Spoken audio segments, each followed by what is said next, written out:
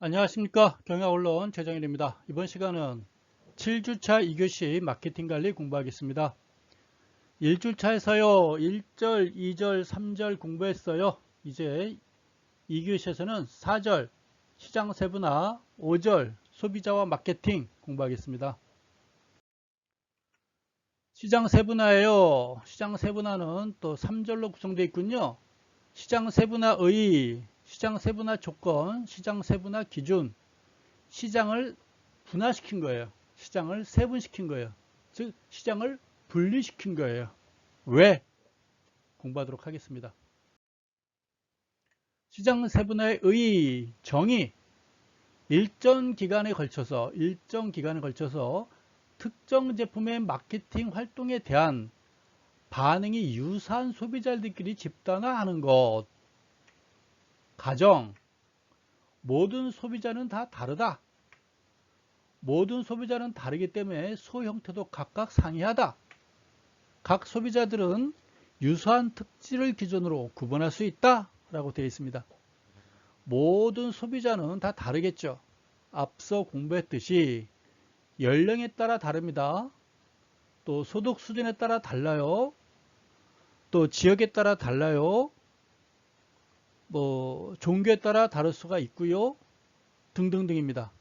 또 국가별로는 또 GDP 수준에 따라 다르고요. 산악지역인지 또 사막지역인지 해안지역인지에 따라 또 다를 수가 있는 거겠죠. 모든 소비자는 달라요. 여러분들한테 쉽게 말하면 연령에 따라서 많이 다를 수가 있겠죠. 소비자는 다르기 때문에 소 형태도 각각 다를 것이다. 기억하시죠? 연령대가 다르기 때문에 소비자들은 연령이 다 다르기 때문에 각각 소 형태도 다를 것이다 라고 보는 것입니다. 1교시 때 얘기했지만 여러분 학교 앞에다가 뭐 타임즈라든가 뉴스위크라든가 뭐 대학생들이 볼 수 있는 다양한 거 뭐 새로 나온 뭐 스마트폰 신제품이라든가 새로 나온 뭐 게임기 실현해 준다든가 그건 가능할 수가 있어요. 근데 어린이 뭐 유아용품이라든가 어린이 장난감이라든가 그 여러분들이 사고 싶어도 차마 못 사겠죠. 할아버지 할머니들 뭐 효자손 판매한다든가 그것도 그렇지 않겠어요? 또 우리 학교 앞에다가 뭐 목탁 팔면 좀 그렇지 않겠어요? 그런 겁니다. 소비자는 다르기 때문에 수 형태도 각각 다를 수 있겠죠. 각 소비자들은 유사한 특질을 기준으로 서로 구분할 수가 있어요. 유사한 특징에 따라서 앞서 얘기했죠? 강남에 갔는데 다시 말하지만 저 강남 안 살아요. 강남에 갔는데 뱅뱅 매장 아무도 안 들어가겠죠. 그렇지 않을까요? 아웃백 잘 안 갈 거예요. 아웃백은 앞서 말했지만 젊은이들이 자주 오는 뭐 네, 저기 뭐 압구정동이라든가 외부에서 오는 사람들이 주로 가겠죠. 거기 사는 사람들은 잘 안 갈 수도 있어요. 뭐, 뭐 제가 잘 생각이 안 나네요. 여러 가지 그 체인점을 알고 있는데 생각이 안 나서 지나가도록 할게요. 등등. 각 소비자들은 유사한 특징을 기준으로 서로 구분할 수가 있고요. 까지 있어요. 페이지 넘어가는군요. 시장 세분화 조건은 또 뭐가 있을까요? 시장의 규모와 구매력 크기를 우리가 측정할 수가 있어야 되는 거겠죠. 소비자들이 쉽게 구매하고 접촉이 쉬워야 되는 거겠죠. 이익을 거둘 수 있는 시장 이상의 적정한 규모가 있어야 되겠죠. 그래서 우리가 그 어떤 특정 지역에다가 카페를 하나 낸다라든가 뭐 치킨집을 하나 낸다라든가 피자집을 낸다라든가 냉면집을 하나 내려고 할 때는 그 지역에 그 시장 조사를 해줘야 되겠죠. 시장 조사. 시장의 규모를 찾아봐야 되겠죠. 구매력 크기를 측정할 수 있어야 되는 거겠죠. 주변에 뭐 초등학교도 많고 중학교도 있고 고등학교도 있고 학원가가 있다면 뭐 떡볶이잔치라든가 분식집이라든가 뭐 괜찮을 거예요. 닭강정집 괜찮겠죠. 핫도그집 괜찮을 수가 있어요. 근데 지역 주변에 보니까 학교는 전혀 안 보이는 것 같고 맨 높은 연령층만 잔뜩 살고 있고 그러면은 떡볶이집, 분식집 잘 안 될 수도 있어요. 그렇지 않을까요? 그런 겁니다. 시장 구매력 크기를 우리가 먼저 시장 조사를 해봐야 되겠죠? 소비자들이 쉽게 구매할 수 있고 접촉이 쉬워야 된다라는 것이죠. 글쎄 요즘 차가 있으니까 그 옛날 1970년대 1980년대 초반이죠. 제가 대학 다니던 시절에요. 이때 용인에다가 그 당시 에버랜드, 지금의 에버랜드죠. 옛날에 자연농원 만들었어요. 옛날 에버랜드를 용인에다가 했어요. 그때 한번 가보고, 야, 이런데 어떻게 와? 이런 깊은 산속에 누가 올까라고 했었어요. 물론 그때 저도 차가 없어가지고요. 저희 집에도 차가 없었고, 뭐 저도 차도 없었고 당연히 없었을 때죠. 대학교 때니까. 수원까지 지하철 타고 갔다가 수원에 가면 용인 자연농원을 오고 가는 셔틀버스가 있었어요. 그거 타고 왔다 갔다 하는 거예요. 참 시간 많이 걸렸죠. 여길 과연 누가 올까? 근데 요즘은 뭐 집집마다 마이카 붐이 있고 다 차가 있고 여러분도 아버지 차 몰래 끌고 나갈 수가 있잖아요. 그렇죠? 그겁니다. 소비자들의 직접 구매하고 접촉이 쉬워야 되는 거겠죠. 요즘은 뭐 많이 수월해졌어요. 그렇죠? 그런 겁니다. 이익을 거둘 수 있는 이상의 적정 규모 이상이 된다. 이게 바로 시장조사겠죠. 앞서 말했지만 주변에 보니까 아파트 단지가 있고요. 초등학교 있고 중학교 있고요. 고등학교 있고요. 주변에 또 학원가가 많이 있어요. 학생들이 막 몰려와요. 수시로 학생들이 막 떼거지로 몰려다녀요. 뭐 퇴근 시간, 죄송합니다. 등교 시간이 아니라 학교 시간 보니까 우르르 몰려와요. 학원 갈 때 한 번씩 머물다가요. 분식집 대박 나겠죠. 그런 겁니다. 분식집 옆에 떡볶이집 옆에 핫도그집 왜 닭강정 옆에 또 라면집 줄줄이 있을 수 있을 겁니다. 아이고, 네. 그 다음에 또 뭐가 있을까요? 벌써 지나가 버려요? 허망하네요. 시장 세분화 기준이 있어요. 지리적 변수가 있고요. 지역에 따라서, 인구 밀도에 따라서, 도시 규모에 따라서, 기후에 따라서 시장 세분화가 달라질 수 있는 거겠죠. 앞서 말했어요. 지역에 따라서 대도시냐, 중소도시냐, 완전 소도시냐, 그냥 군단이냐, 면단이냐에 따라서 달라질 수 있겠죠. 산악지형이냐, 평지냐, 농사짓는 평지냐, 아니면 해안가냐에 따라서 또 달라질 수가 있는 거겠죠. 이해가나요? 그겁니다. 여러분도 가끔 저기 뭐 산 숲속에 있는 사찰에 가게 되면 거기서 사찰 가다 보면 주변에 또 많은 집들이 있잖아요. 그 상가들이 많이 있잖아요. 음식점들. 거기서 삼겹살이라든가 뭐 소고기라든가 갈비 등심 팔지는 않아요. 여러분들이 저 용문사라든가 예를 들어서 어떤 사찰에 놀러 가게 되면 갑산사라든가 거긴 주로 뭐가 있죠? 주로 이제 뭐 야채, 산채 비빔밥 주로 이런 거 팔지 않나요? 묵 이런 거. 그렇죠? 그 지역에 맞는 거 팔겠죠. 해안가 가면 줄줄이 있잖아요. 횟집들 줄줄이 있잖아요. 지역에 따라서 좀 달라지겠죠. 인구 밀도에 따라도 달라질 수 있잖아요. 사람들이 많이 밀집되어 있는 곳이라든가 사람들이 밀집되지 않는 곳이라든가 밀집되지 않은 곳은 주변에 관광지가 있으면 가능하겠죠. 관광지. 대부도 사람들이 많지는 않은데 관광지이기 때문에 지나가다가 칼국수 한 번씩 먹고 가지 않겠어요? 간단한 칼국수는 되겠으나 거기에 비싼 스테이크 집은 좀 어울리지 않을 것 같지 않나요? 그런 겁니다. 도시 규모에 따라서 앞서 얘기했죠. 대도시냐 소도시냐에 따라서 맥도날드가 잘 팔리냐 롯데리아가 잘 팔리냐 할 수도 있겠죠. 뱅뱅 대도시 강남에서 뱅뱅집 있으면 곧 문 닫아야 될 거예요. 그럼 뱅뱅 어디로 가야 돼요? 저기 소도시로 가든지 저기 동남아로 가든지 따라 달라질 수 있는 거겠죠. 차마 소도시 어디라고 말은 못하겠어요. 기후에 따라서 열대냐 온대냐 냉대냐 따라 또 달라질 수 있겠죠. 우리나라도 산악지역하고 뭐 중부하고 남부하고 온도차가 좀 많아요. 제주도도 그렇고요. 제주도에서는 감귤 농사라든가 바나나 농사 가능하나 서울에서는 바나나 농사 좀 불편하지 않을까요? 커피도 제가 보기엔 저기 뭐 남쪽에서 몇 군데 많이 재배하는 것 같아요. 겨울에는 온실 속에 집어넣어야 되겠죠. 온상 속에. 그런 겁니다. 지리적 변수가 많이 있겠죠. 인구 통계적인 변수. 연령에 따라서 서로 선호하는 게 다르잖아요. 우리 유치원 애들이 좋아하는 장난감이 있는가 하면 중고등학생들이 좋아하는 게임기가 또 있을 것이고요. 대학생들 여러분들이 공부하는 또 참고 서적이라든가 뭔가 뭘 좋아하나요 여러분들이? 여러분들 중고등학생처럼 게임기 찾나요? 패스 뭐 나이 드신 분들 아까 말한 효자손 필요할 수 있는 거겠죠? 그런 겁니다. 성별에 따라서, 남자에 따라서 여자에 따라서. 근데 남자들에 대해서는 크게 뭐 마케팅 시장이 넘지는 않기 때문에 주로 여성 상대로 많이 하죠. 뭐 화장품, 뭐 옷, 가방, 신발 그렇지 않나요? 남자들은 뭐 한 두 개 가지고 구두 한 두 개면 2, 3년 쓰지 않나요? 여성분들은 뭐 계절에 따라 다를 수도 있겠죠. 그런 겁니다. 잘 몰라요. 뭐 립스틱도 뭐 색깔에 따라 많이 다르니까요. 가족의 규모에 따라서 변하겠죠. 대가족이냐 혼자 사냐에 따라서 달라질 수 있겠죠. 대가족이랑 밥통 큰 거 혼자 살면 밥통 에이 필요 없어 햇밥 먹을래 그럴 수 있잖아요. 가족 생활 주기도 따라 다르겠죠. 소득에 따라 달라질 수 있겠죠. 직업에 따라서 종교에 따라서 모든 게 달라질 수 있어요.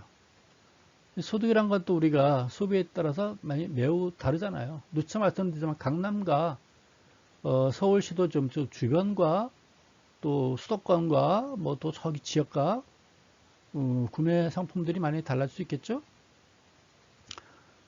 아까 말씀 아이스크림 먹고 싶은데 우리는 저기 마트 가가지고 25시 뭐 CU 가가지고 오리온 메로나 그쵸 메로나 저는 주로 좋아하기 때문에 그거 먹어요. 왜 아이스크림 생각이 전혀 안 나죠? 뭐 그렇지 그래요. 근데 강남에서는 안 먹는다고 그랬잖아요. 잘 베스킨 라빈스 서빙 생각한다고 그랬어요. 서리원 간다고 주로 얘기했잖아요. 확인요? 그럴 것 같아요. 네. 지금에 따라 또 달라지겠죠? 종교에 따라서 많이 달라질 거예요. 확인 안 된 얘기도 있으니까요. 그렇게 하십시오. 저도 한때 강남에 살아본 적이 있었어요. 쫓겨났어요. 사회 계층에 따라 달라지겠죠? 라이프 스타일에 따라 달라지겠죠? 계정에 따라서 많이 달라지겠죠? 사회 계층에 따라서 라이프 스타일, 계정 등등. 행동 부선적인 변수가 있겠죠? 추구하는 편익에 따라 달라지겠죠? 구매 준비 단계가 달라지겠죠? 사용률, 충성도 등이 있어요. 이 충성도 말이 뭐 이게 충성도? 임금님께 충성하는 게 아니라 이거는 제품에 충성하는 거죠. 이 제품에 내가 충성한다. 한 번 사용했는데 또 사용한다 라고 부르는 거죠. 또 사용하는 것이 그게 충성도예요. 여러분들이 매일 찾아가는 네이버도 있고 다음도 있고 옛날 야후도 있었고 찾아가는 사이트가 있잖아요. 찾아가는데 또 찾아가잖아요. 충성도가 높은 거잖아요.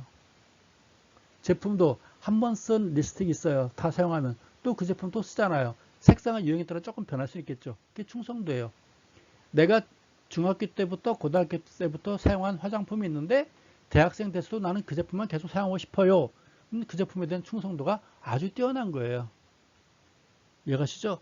사용률도 뭐 있고 구매 준비 단계, 추가하는 편익에 따라서 달라질 수 있다 라고 보는 것 같아요. 이 시장 세분화의 기준이에요. 여러분도 여러분 친구들 기준 가끔 따지잖아요. 초등학교 친구, 중학교 친구, 고등학교 친구, 대학 친구가 있잖아요. 서로 다르잖아요. 초등학교 친구 만나서 하는 행동, 중학교 친구, 고등학교 친구, 대학교 친구들 서로 만날 때 하는 행동이 달라요. 초등학교, 중학교는 가서는 그냥 마구잡이로 같이 놀잖아요. 뭐 따질 게 뭐가 있어요. 원래 모습 다 알고 있는데. 그렇죠? 고등학교 때 조금 새침 떨지만 대학 가서는 완전히 이거는 반 사회예요. 내숭 떨고 다 숨기고. 그렇지 않겠어요? 점잖게 만나야 될 거 아니에요. 그렇죠? 근데 여러분들이 제일 조심해야 될 친구들은 대학 동창들이에요. 여러분들의 사생활 제일 많이 알아요. 초등학교, 중학교, 고등학교 때까지 여러분들이 사생활 알아도 상관없어요. 뭐 크게 하자가 될 건 없어요. 대학교 때는 사생활이 복잡해지잖아요. 조심하세요. 아닐 수도 있으니까요. 제 말이 항상 옳은 건 아니에요. 제 개인적인 생각이니까요. 여러분들도 달라질 수 있습니다. 5절이 마지막이죠. 5절 하면 이제 마케팅 끝나요. 5절의 첫 번째, 소비자와 소비자 행동이 있네요. 소비자 행동의 분석 방법이 있고요. 컨슈머리즘과 마케팅이 있어요. 무슨 얘기일까요, 이게? 소비자와 소비자 행동. 소비자 행동은 인간 행동이다. 마찬가지예요. 모든 거 다 사람이 하는 거예요. 뭐가 잘 팔린다. 그 사람들이 많이 사니까 잘 팔리는 거죠. 소비자 행동을 마케팅의 1차적 관심으로 보고 소비자 행동을 행동과학적으로 연구하는 게 소비자 행동이에요. 소비자들은 자기가 좋아하는 물건 앞에서 어떻게 행동하나. 비싸도 사는구나. 그렇지 않겠어요? 오늘날 현대 마케팅의 소비자 연구는 구매 결정 과정에 작용하는 요인과 그 요인의 상호작용 관계를 해명하는 것이다 라고 이렇게 보고 있는 것 같습니다. 그래서 소비자를 행동해야 돼요. 내가 우리 회사에서 물건을 잘 팔기 위해서는 우리 회사 제품을 구매하는 소비자들이 어떻게 행동하는지, 우리 제품을 사기 전에 어떻게 행동하는지, 그분들이 물건을 사가지고 가가지고 사용을 어떻게 하는 것인지, 사용할 때 하고 나서 주위 분들한테 뭐라고 평을 하는지 다 필요한 거 아니겠어요? 바로 그겁니다. 인간의 행동을 분석을 해야 우리 회사 물건을 더 많이 팔 수가 있겠죠. 거기에 대응할 수 있으니까요. 필요하지 않을까요? 마케팅이 바로 이런 거 공부하는 거예요. 옛날에는 마케팅 그냥 물건만 많이 팔면 되는 거예요. 영업만 많이 하면 되는 거예요. 근데 영업을 잘하기 위해서 광고 홍보도 하는 것이죠. 근데 광고 홍보 중에 제일 좋은 게 뭐가냐 봤더니 입소문이에요. 구전 홍보. 입에서 입으로. 마우스 또 마우스 홍보. 그렇죠? 요즘은 구전 홍보도 많이 하잖아요. 영화도 마찬가지잖아요. 영화도 홍보를 많이 하잖아요. 영화가 개봉되기 전에 그 주인공들이 나와가지고 연예 프로, 오락 프로 나와가지고 홍보하잖아요. 이번에 뭐 영화 새로 이번에 하나 찍었습니다. 재밌어요. 많이 와주세요. 많이 하잖아요. 광고 홍보예요. 근데 몇 사람이 처음에 몇 사람들이 가보고 나서 보고 나서 에이 속빈강정 화려 하나 재미없어 이런 것도 있잖아요. 또 어떤 거는 광고도 별로 하지 않았는데 변호사라든가 그렇죠? 그런 것들 광고 홍보도 별로 안 했는데 돈도 없었는데 한번 보고 온 사람들이 입소문 내잖아요. 괜찮은 거네. 입소문 나가지고 천만 관객 되는 거 아니겠어요? 옛날에 나홀로 집에 할머니하고 꼬마에 광고 홍보도 안 했어요. 할머니하고 꼬마가 나와서 광고할 리도 없잖아요. 다 무명인데. 근데 보고 온 사람들이 입소문 낸 거 아니겠어요? 그것도 천만 관객 됐을 거예요. 그런 겁니다. 오늘날 현대마케팅 소비자 연구는 구매 결정 과정에 작용하는 요인, 그 요인의 상호작용 관계를 해명하는 것이다 라고 설명하는 것이다 라고 보는 것입니다. 구매하기 위해서 어떻게 행동하는지 살펴봐야 되겠죠. 여러분도 제 수업을 듣기 위해서 어떤 행동하고 있나요? 틀어놓고 자나요? 아니면 한번 딱 틀어놓고 드르륵 하고 5초 만에 나가나요? 유튜브 보면 여러분들이 그 제 방송을 듣는 그 평균 시간은요 1분이에요. 1분. 평균 1분. 그렇다는 얘기는 한 50명이 조회를 했으면 그 중에서 5명은 처음부터 끝까지 다 들은 사람들이에요. 그럼 나머지 45명은 클릭하고 따르륵 하고 나가신 분들이에요. 이해하시나요? 그건 뭐 여러분 자유예요. 공부해서 나쁠 게 없잖아요. 여러분 교재도 한 학기에 여러분 교재 7개 과목을 들으면 7개 교재가 있잖아요. 그 7개 교재만 여러분들이 다 공부해도 한 학기에 책 7권 읽은 거예요. 근데 교재도 다 안 읽었다. 그 문제 있는 거죠? 소비자 행동의 분석 방법이 무엇인가? 경제학적 방법이 있어요. 앞에서 한번 이야기했죠? 경제학적 방법에는 거시경제적인 분석과 미시경제적인 분석이 있다라고 이야기했어요. 이 거시경제, 미시경제 또 나오죠? 중요한 거라서 그래요. 중요한 거라서. 우리가 이렇게 렌즈를 통해서 보는 것도 보면 렌즈를 통해서 보는 게 뭐가 있죠? 망원경? 망원경이 있어요. 상반된 게 뭐가 있죠? 현미경 있잖아요. 현미경. 렌즈를 통해서 망원경을 봐요.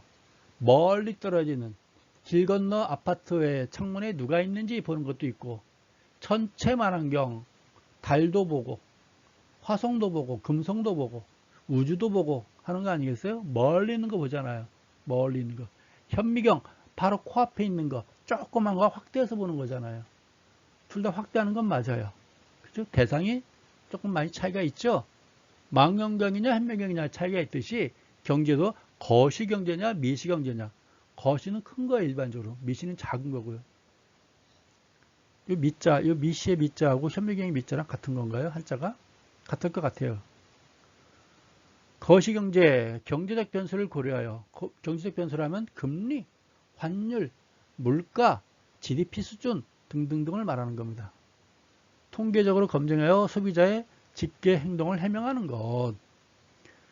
글쎄요, 1인당 국민소득이 5,000불 이하일 때는 각각 집마다 차를 못 샀는데 5,000불이 넘어서고 6,000불, 7,000불 되니까 각 집집마다 차 한 대씩 마이카 붐이 불었어요. 그러니까 마이카 붐은 일반적으로 1인당 GDP가 5,000불을 넘어서야 가능해요. 그리고 10,000불 정도가 되면요, 그 사회가 어느 정도 이제 큰 거리가 깨끗해져요. 대로변이 깨끗해지고요. 사람들이 환경의 중요성을 알아요. 한강이라든가 하천에 오염물질을 버리지 말라고 하는 거예요. 환경의 중요성을 알고 물의 중요성을 깨우치기 시작하는 거예요. 그리고 대기 속에 매연 뿌리지 말라고 얘기하는 거예요. 이해가죠? 바로 그겁니다. 경제적 변수가 매우 중요한 거예요. 사회 환경에서는. 통계적으로 검증하여 소비자의 직계 행동을 해명하는 것. 그 경제 변수 좀만 이야기하면요. 참고로 그 1999년도 2000년 전후 해가지고요. 우리 한국의 국민소득이 2000년도에 한국이 10,000불 정도 했었죠. 근데 일본이 그때 한 20,000불 정도 됐었어요. 그때는. 그때 좀 차이가 났던 건 인정. 그러나 지금은 한국이 일본 이겼습니다. 걱정하지 마시고요. 그래서 제가 누구한테 물어봤어요. 만불과 한국의 10,000불과 일본의 20,000불과 커다란 차이점이 뭡니까? 물어봤어요. 뭐 먹는 거라든가 아파트는 우리가 더 잘 살고 있는데 왜 일본은 20,000불이고 뭐가 있고 한국은 10,000불인데 어떤 변화가 있습니까? 그랬더니 그분이 말씀하시길 내가 생각하기에는 10,000불일 때는 차길이 있는 대로변이 있죠. 차가 다니는 대로변은 깨끗하다. 이거 똑같이. 근데 대로변 뒷골목에 가면 지저분하더라. 10,000불 때는. 근데 20,000불이 되면 일본 가봤더니 대로변도 깨끗하고 뒷골목도 깨끗해지더라. 그게 10,000불과 20,000불의 차이더라 라고 얘기하더라고요. 그때는 아 그런가 보다 했는데 실제로 우리나라가 10,000불 됐다가 20,000불 됐잖아요. 20,000불 딱 되니까 2010년도쯤 됐나요? 뒷골목도 깨끗해지더라고요. 지금 30,000불이잖아요. 어디 가나 깨끗해요. 어디 가나. 뒷골목 아니라 뒷골목도 요즘은 다 깨끗해요. 그쵸? 그럼 예전에 뒷골목에 왜 지저분했나요? 옛날에 연탄을 많이 써가지고 연탄재도 있었고요. 여러분들 가끔 술 먹고 밤에 먹은 거 확인도 하잖아요. 그런 게 좀 있었어요. 지금은 없잖아요. 동남아 가면 대도시 대로변에서도 지나갈 땐 좀 민망한 게 많아요. 냄새 많이 나잖아요. 거기까지. 미시경제 분석은 뭘까요? 가격과 소득의 변화가 지출 배분에 주는 영향을 밝히고 소비자 개개인의 구매 행동 이론을 구축한다. 이 거시경제는 국가적인 사회적인 거고요. 미시적인 건 각 가정을 말하는 거예요. 가정. 가정 내 소득에 따라서 어떤 소비를 하느냐 그걸 공부하는 거예요. 거시는 뭐라고요? 아까 말했고 그 금리, 환율, 물가, GDP 수준에 따라서 국민들의 우리 사회의 소비 성향이 어떻게 바뀌느냐를 따져보는 거라고요. 미시경제는 각 가정마다 소득에 대해서 어떤 식으로 소비를 하는지 소비가 잡으면 생활 수준이 좀 낮다라고 보면은 벌어들인 돈의 대부분을 음식료에 많이 쓰게 되겠죠. 엔겔 지수. 근데 소득 수준이 높아지게 되면 음식료에 쓰는 돈의 비중은 낮아지겠죠. 비율은 낮아지면서 이제 뭐 엔터테인먼트라든가 옷이라든가 화장품이라든가 등등으로 바뀌게 되는 거 아니겠어요? 차를 산다라든가 그러겠죠? 뭐 저축을 한다든가 뭐 바뀌어갈 겁니다. 좀 달라지겠죠? 심리학적인 분석이 있네요. 소비자의 구매 의사 결정 행동을 규정하고 각종 심리적 변수와 행동과의 관계를 문제로 권한다. 우리가 그 주식시장에서는 이 투자 심리라는 게 있어요. 투자 심리. 옆 사람이 막 사면 나도 사고 싶고 옆 사람 팔면 나도 팔고 싶고 그런 거 아니겠어요? 근데 실제로는 그 반대로 가야 되는 거거든요.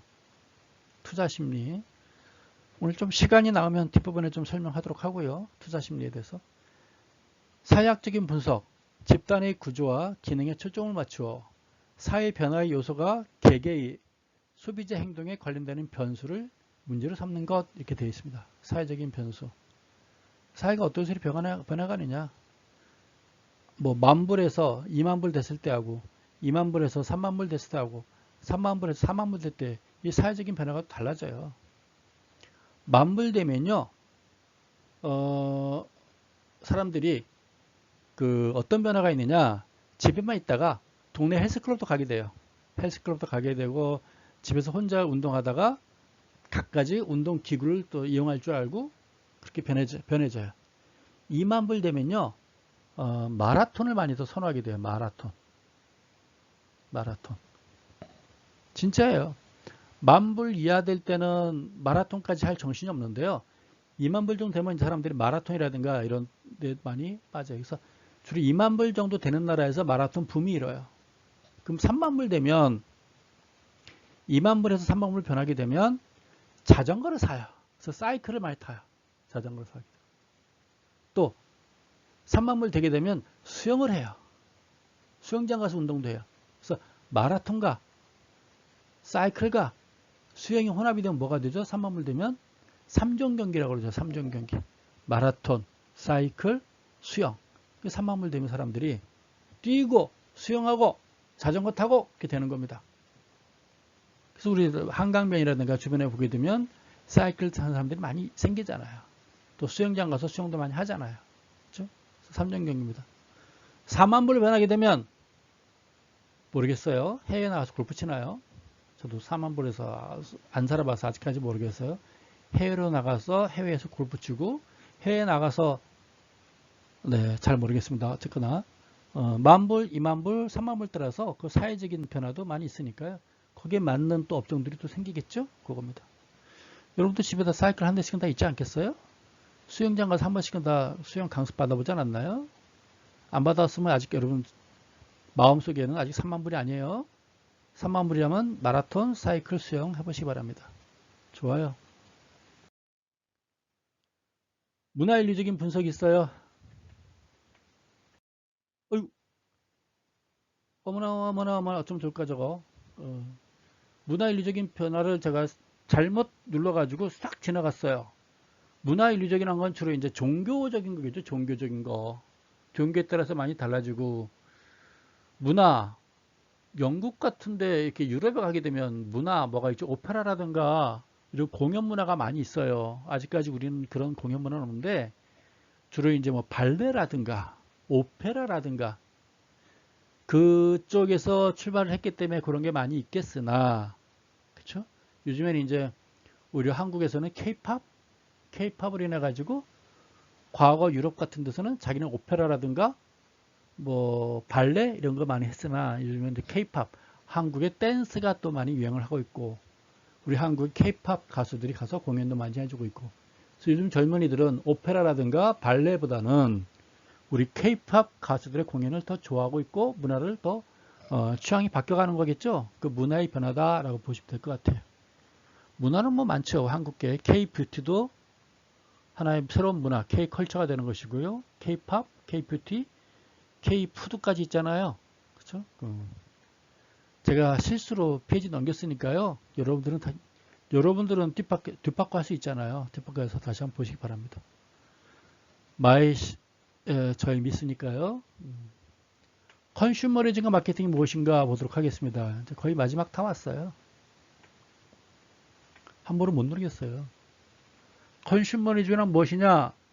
컨슈머리즘의 개념, 소비자 운동, 컨슈머리즘 말하는 거예요. 소비자 운동은 무엇이냐? 상품의 구매자로부터 경제적인 이익이나 편의를 안목에 둔 개념이다 라고 보는 것입니다.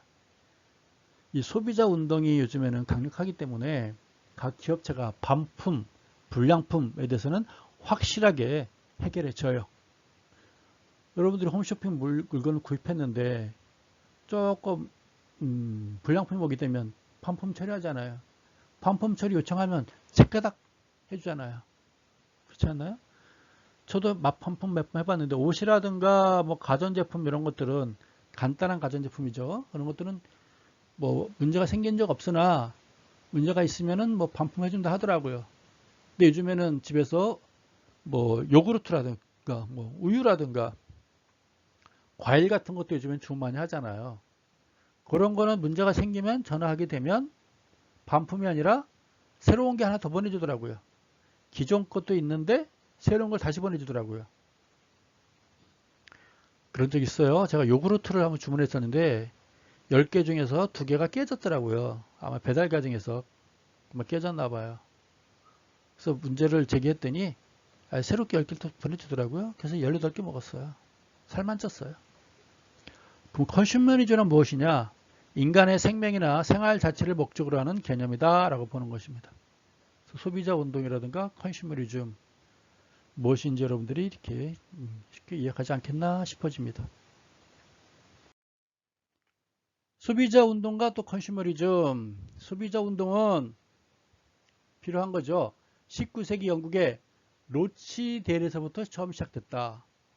1962년도 케네디 대통령이에요. 대통령 특별교수를 통해서 소비자의 4가지 권리를 발표했어요. 안전할 권리가 있고 알 권리가 있고 선택할 권리가 있고 의견을 반영할 권리가 있고 이것도 여러분들이 좀 상식적으로 이건 좀 알아야 된다. 그죠?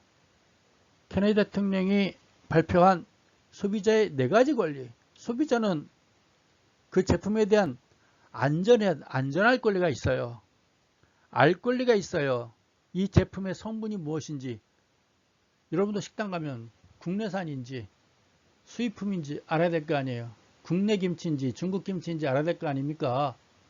이 내가 먹는 여기 해장국집 갔는데 뼈 해장국 갔는데 이 뼈가 국내 건지 수입산인지 그렇죠? 이 소고기를 시켰는데 이 소고기가 국내산인지 수입산인지 수입산이랄 경우는 미국산인지 호주산인지 알아야 될 거 아닙니까? 알 권리가 있겠죠?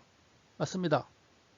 선택할 권리 여러 가지 제품 중에서 선택을 해야 되겠죠. 그냥 술 주세요. 소주 주세요. 뭐 소주 가져오면 안 되잖아요. 소주 중에서도 여러분들이 참이슬, 아침이슬 맞나요? 처음처럼인가요? 네, 처음처럼 참이슬인가요? 그쵸? 저 술 안 먹기 때문에 몰라요. 술에 대해서 전혀 모릅니다. 뭐 그런 거예요. 주문 마시지만 네. 제가 먼저 시키진 않아요. 또 의견을 반영할 권리. 이 제품이요 너무 매워요. 좀 쉽게 좀 조금 더 덜 맵게 해주세요. 할 수 있잖아요. 그 4가지가 뭐라고요? 소비자의 4가지 권리예요. 이 알 권리라는 건 많이 중요하죠.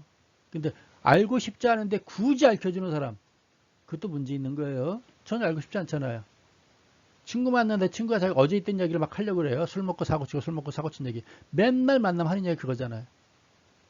그렇잖아요? 우리 남자친구 만났는데 남자친구가 어제 술 먹고 사고 친 얘기 해줘요? 다음 주에 또 만났는데 다음 주 만났더니 지난주에 술 먹고 사고 친 얘기 또 얘기해요? 그 다음 주에 만났더니 또 지난주에 술 먹고 사고 친 얘기예요? 맨날 똑같은 얘기예요? 레퍼토리가 뭐예요? 술 먹고 사고 친 얘기? 맨날 그거 아니겠어요? 알고 싶지 않다고요. 그쵸? 그런 겁니다. 끝났나요? 하나 남았군요. 컨슈머리즘 유형에는 자유주의 컨슈머리즘가 있고 간섭주의적 컨슈머리즘가 있대요. 자유주의 컨슈머리즘은 법률에 의한 소비자 피해는 피하고 소비자 교육을 통한 현명한 선택을 유도하는 게 자유주의 컨슈머리즘이고 간섭주의적 컨슈머리즘은 소비자를 보호하기 위해서 정부의 간섭이 필요하다라고 보는 게 간섭주의적 컨슈머리즘이다라고 보는 것 같습니다. 어쨌거나 너무 자유도 좋겠으나 말 안 들으면 정부도 좀 간섭해야 되겠죠. 사회주의적 컨슈머리즘 기업의 이윤 추구에 비판적이며 적정 이윤만 타당한 것으로 인식한다라는 게 사회주의적 컨슈머리즘이다라고 보는 것 같습니다. 기업은 네가 단독 기업이라고 그래가지고 독점 기업이라고 그래가지고 너무 비싸게 받으면 안 된다라고 보는 거겠죠. 그렇죠? 독점 기업이라도 적정 이윤만 받아라라고 보는 것입니다. 학교 앞에 식당이 하나밖에 없어요. 처음에는 그러겠죠. 처음에는 식당이 하나밖에 없으니까 불친절할 수도 있고 조금 줄 수도 있잖아요. 그렇죠? 여러분들 가서 말해야죠. 우리 동네는 이렇지 않는데 왜 이렇게 비싸게 받아요? 너무 물건이 작아요. 말할 수 있잖아요. 물론 이제 경쟁업체가 생기면 이야기가 또 달라지겠죠. 그런 거 아닐까요? 근데 어쨌건 요즘은 다 사회주의적 컨슈머리즘이 중요한 거예요. 적정 이유만 받아라. 너무 풍리치하지 말아라. 그런 얘기입니다. 좋은 얘기죠? 이상 아마 공부 오늘 배운 거 교과 내용 다 마쳤고요. 이제 마지막 오늘 공부한 거 정리하기 한 2분 정도만 할게요. 아까 심리 했잖아요. 심리. 제가 투자 심리에 대해서 설명해 준다고 그랬잖아요. 심리. 모든 물건 구매도 여러분들 심리적인 작용이 많잖아요. 나는 별로 관심이 없었는데 친구가 갖고 있으면 나도 갖고 싶은 거 아니겠어요? 저 남자 별론데 내 스타일이 아니에요. 이 남자는. 그렇죠? 근데 내 친구가 얘 보면 뿅 가요. 또 얘가 다른 놈 보니까 얘도 또 얘만 보면 뿅 가려고 그래. 이러고. 나는 별론데 얘는 괜찮다고 얘도 괜찮으면 어떻게 해요? 내가 모르는 뭐가 있나? 뭐 땡기는 거 아니겠어요? 그러다 어떻게 나는 심리죠. 그것도. 그렇지 않을까요? 그럼 투자 심리는 무엇이냐? 이 심리라는 거는 사람의 마음인데 알 수가 없잖아요. 그래서 투자자들을 이렇게 모아놔요. 한 100명. 투자자들을 100명을 모아놓으면요. 100명들한테 설문조사를 하는 거예요. 설문조사는. 지금 주식을 사고 싶은 사람, 그럼 동그라미 치라고 그러고, 지금 주식 팔고 싶은 사람 X라고 그래요. 투자자들의 심리를 물어보는 거예요. 투자자 100명을 모아놓고, 지금 주식을 사고 싶냐? 동그라미. 팔고 싶냐? 그럼 X를 물어보는 거라고요. 그럼 100명 중에서 70 내지 80명이 동그라미를 치면 어떻게 될까요? 70 내지 80명이 사고 싶다고 동그라미 쳤다는 얘기는 분위기가 많이 달아오는 거죠. 즉 100명 중에 70 내지 80명이 이미 주식을 사가지고 가지고 있는 경우들이에요. 그 이야기는 뭐예요? 내가 주식을 가지고 있다는 얘기는 뭐죠? 팔 사람들이에요. 대기 매도세예요. 그러면 X친 20, 30명은 뭐예요? 주식이 없다는 얘기예요. 이 사람 앞으로 주식을 사고 싶은 사람들이에요. 무슨 얘기인지 알죠? X포 쳤다는 얘기가 주식을 안 샀다는 얘기란 말이에요. 돈만 있다는 얘기예요. 앞으로 살 사람들이라고 이 사람들은. 동그라미 친 사람들은 현재 주식을 다 매수한 사람들이에요. 70 내지 80%가 가지고 있고 팔 생각만 가지고 있는 거고 20, 30%는 주식이 없으면서 살 생각을 가지고 있는 거예요. 그럼 7, 80대 20, 30 싸움이죠. 요 7, 80%는 주식을 가지고 있기 때문에 사고 싶다고 했기 때문에 앞으로 팔 사람들이고 20, 30%는 앞으로 주식을 없기 때문에 앞으로 살 사람들이에요. 오히려 거꾸로. 그럼 나는 어떻게 해야 돼요? 이 사람들이 팔기 전에 빨리 파는 게 좋다 그 말이죠. 투자 심리와 역행하는 거. 오케이? 그렇습니다. 그럼 7, 80%가 X를 치면 7, 80%가 주식이 없는 거죠? 그럼 이 사람들 앞으로 살 사람들인데 사는 건 천천히 사도 돼요. 그렇죠? 친구 만났을 때도 아니다 싶으면 헤어질 땐 빨리 헤어지는 게 좋고요. 사귈 때는 천천히 사귀어도 돼요. 이상 오늘 마케팅 공부 마치고요. 다음 주에는 중간고사를 보도록 하겠습니다. 여러분 중간고사 대비해서 공부 많이 하시기 바라고요. 중간고사 시험 범위는 1장부터 7장까지 공부한 내용입니다. 모두. 감사합니다.